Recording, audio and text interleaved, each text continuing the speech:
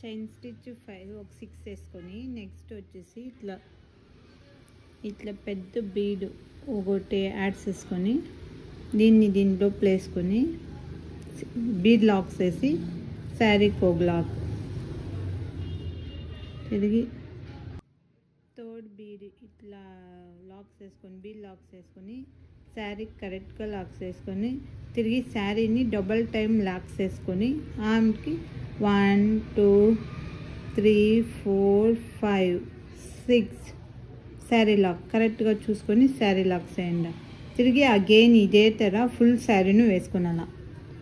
ఇదే తెర beads lock full sari వేసుకొని ఆమె డిజైన్ ఎట్లా చేయాలని చూపిస్తాను. నెక్స్ట్ వచ్చి కాంబినేషన్ గ్రీన్ కలర్ తీసుకొని ఈ ఫస్ట్ బీడ్ నుంచి క్రోషా వేసుకున్నాను. మనం డబల్ టైం క్రోషా చుట్టుకొని అండ్ బీడ్స్ లోపల వచ్చినట్ల ఒక 13 వేసుకున్నాను. 2 3 4 5 6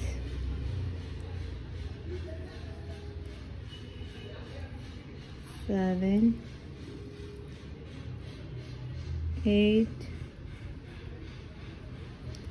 9 10 13 6 చైన్ దీని లోపల 13 వేసుకొని ఇట్లా నెక్స్ట్ ఒక బీడ్.